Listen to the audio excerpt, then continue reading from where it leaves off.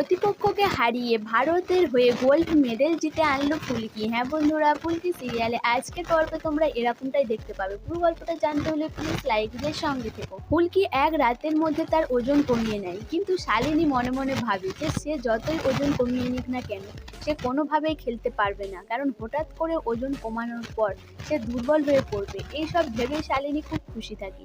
এদিকে ফুলকির মনের জোর বাড়াতে থাকে রোহিত আর রায়চৌধুরী বাড়ির সবাই।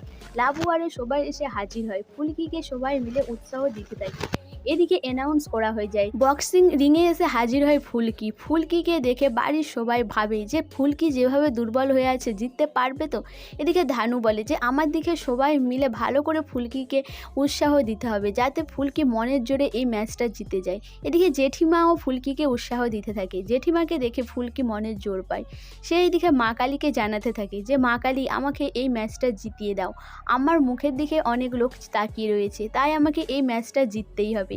এদিকে আগামীতে দেখানো হয় যে ফুলকি প্রতিপক্ষকে বলে যে সে এই ম্যাচটা জিতবেই, আর তাকে এমন জোর একটা পাঞ্চ মারে যে এক পাঞ্চেই সে পড়ে যায়। সেটা দেখে খুব খুশি হয় রৈধারে। সো বন্ধুরা, ফুলকি কি প্রথমে মার খেয়ে পড়ে যাওয়াতে ফুলকিকে কি বিপক্ষীয় বক্সার কি অপমান করেছিল, তাই কি ফুলকি তাকে মোক্ষম জবাব দিল? তো তোমাদের কি মনে হয় অবশ্যই আমাকে কমেন্ট করে জানাবে। আর আমার ভিডিওটা ভালো লাগলে প্লিজ সাবস্ক্রাইব করে দিও, আর ফেসবুক থেকে দেখলে অবশ্যই ফলো করে দিও, আর তার সাথে সাথে একটা লাইক করো আর শেয়ার করে দিও।